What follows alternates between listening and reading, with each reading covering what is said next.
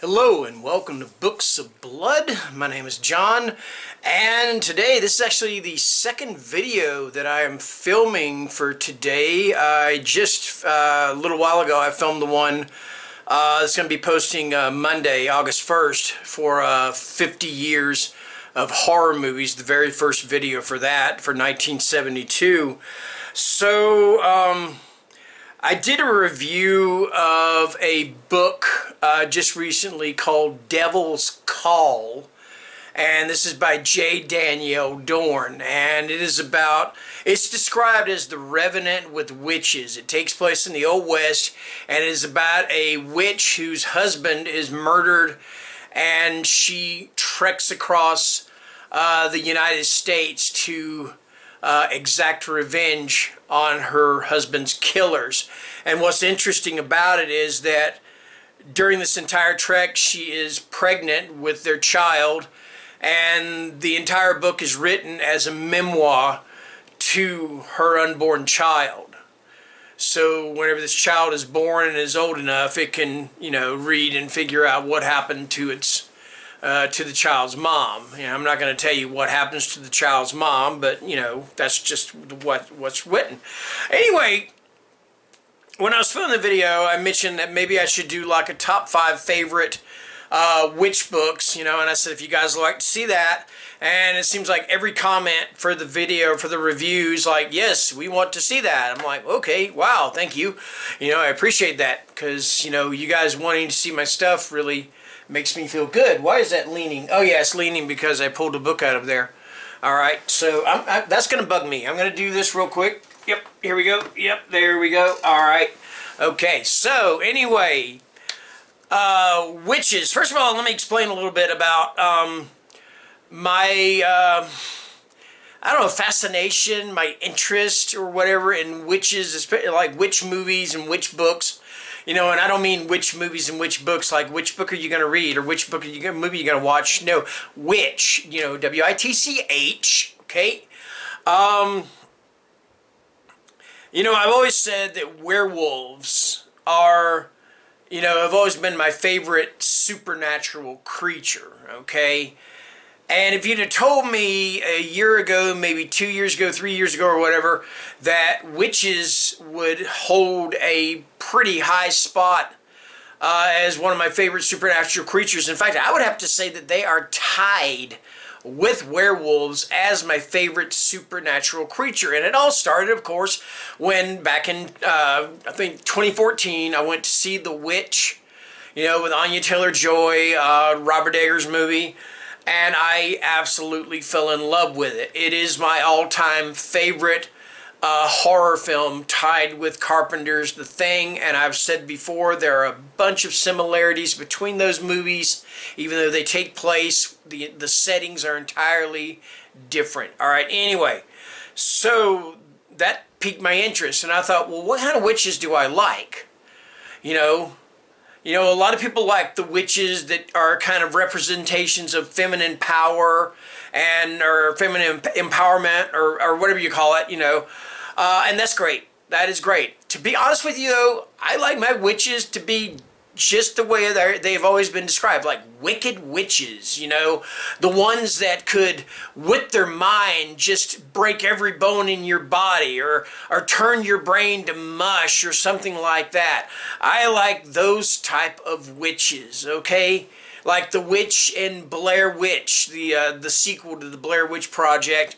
That one, kind of, scrawny, weird, ugly looking, I like that kind of witch, I'm not gonna lie. But then again, on the other hand, I do like the witches that are represented as beautiful, for instance, like, well, The Witch, Anya Taylor-Joy. If you've never seen the movie, I'm going to spoil it for you. It's been 6 years or so, even longer. But yes, she is basically the titular character in that movie.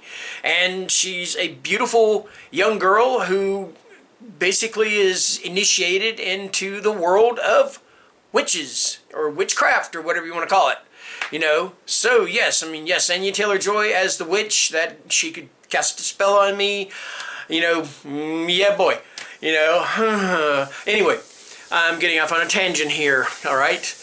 And I need to put my little mind back in the gutter, or get my mind out of the gutter. I'm not thinking dirty thoughts about her. I'm just saying I think she's beautiful. That's not right to say. I really do not think thoughts like that about her.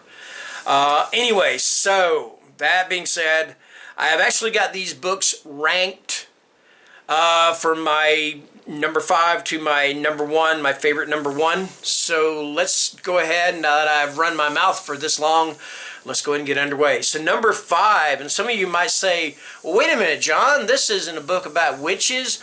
Oh, but it is a book about witches, and and it's a little more subtle about it, so that's why I put it at number 5, Rosemary's Baby, Ira Levin.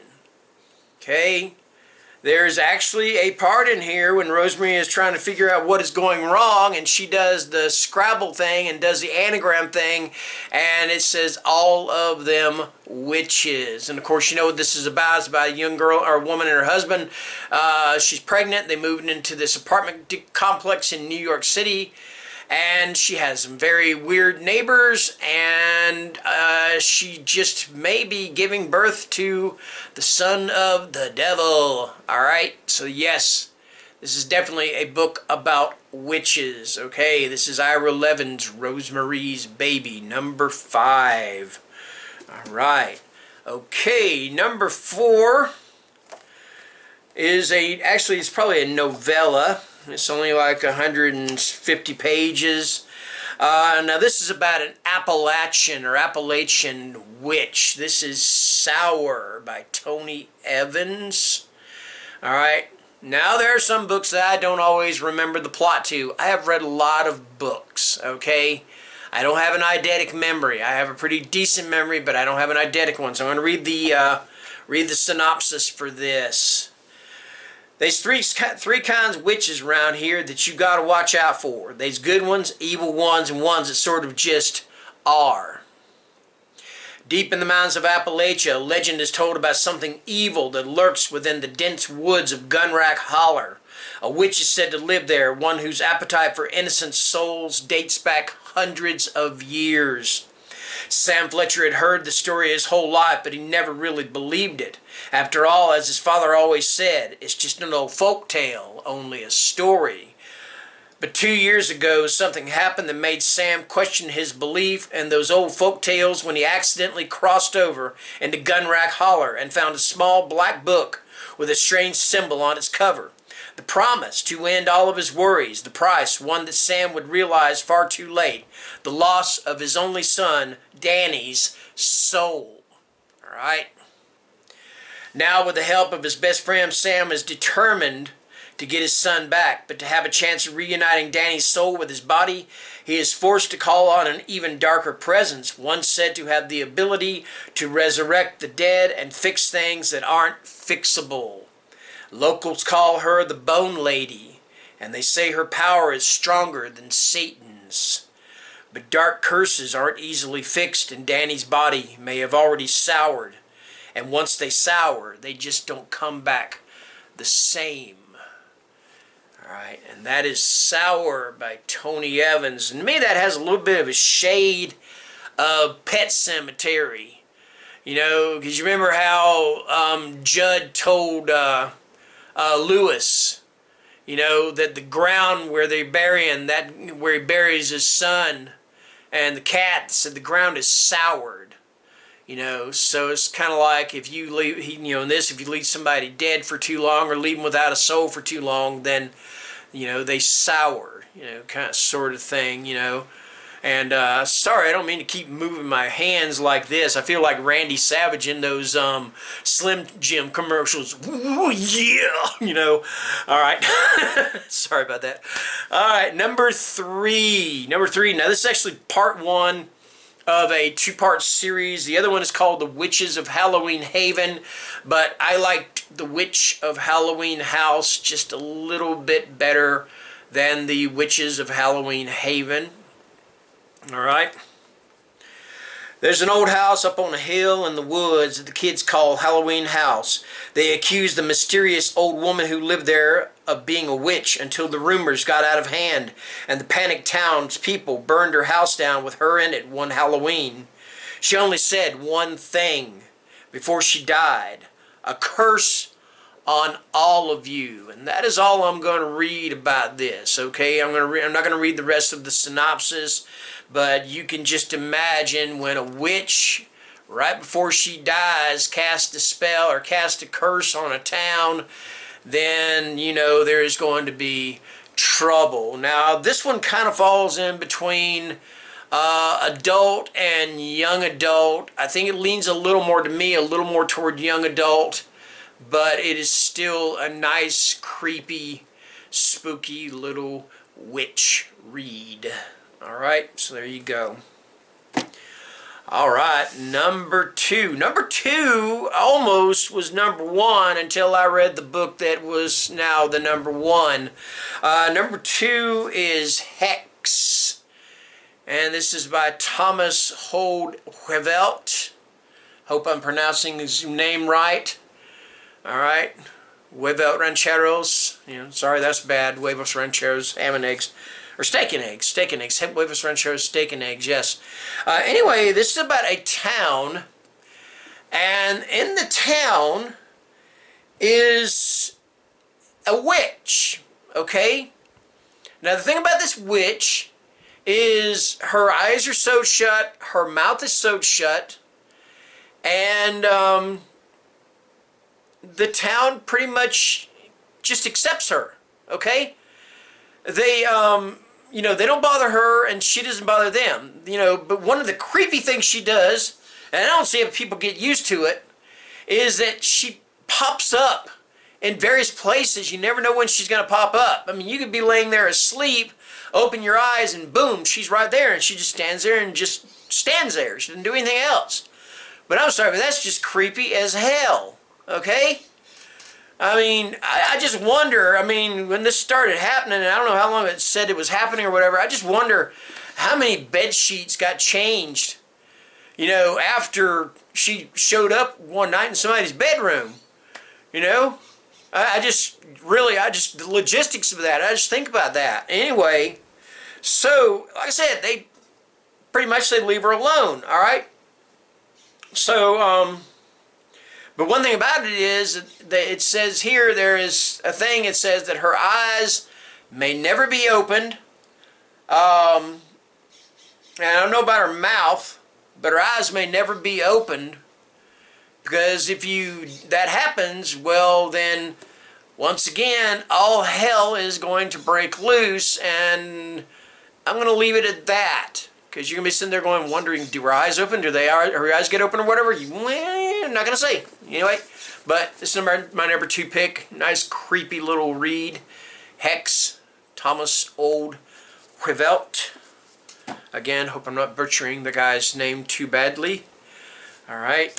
Alright, last but not least for number 1. I read this book about a year ago. I saw it in Barnes & Noble. I saw the cover. I thought, oh my God, that is a beautiful cover. It's like, it was one of those things just based on the cover alone. The book itself could have sucked, but it didn't.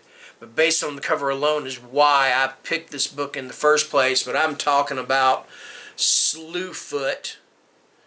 And this is written and with illustrations by Brom, and I'm going to show you some of these illustrations, give you a little tease here. Okay, let me find Abatha. Abatha's really actually, she didn't look like she would be. There's Abatha. Okay, and I'm going to show you a picture of Slewfoot himself. It's not really going to be a giveaway here, but anyway, over there to the right, here is Slewfoot. Just look at those illustrations. That alone is reason enough to just love this book. But anyway, what it's about is this woman named Abatha and her husband, and they live on this land. It takes place in the old days, during the really old days, And the land is actually owned by the husband's brother, and to if you look up the husband's brother in the dictionary, it's right beside the word douchebag. I mean, the brother is he's a tool, okay? That is what he is. He's a complete tool. And he's just like constantly reminding him like, well, this is mine, I own it, you know, what, blah, blah, blah, and everything. Well, the husband dies. We'll just say he dies. And Abatha is actually, she's left all alone. All right, to tend to the farm for herself. So the husband's brother shows up, and he is basically going to take this land from her, leave her with nothing. Well, she makes friends with this woodland creature, this horned woodland creature known as Samson. And this relationship between the two of them makes her stronger and makes her realize the power that she has, all right?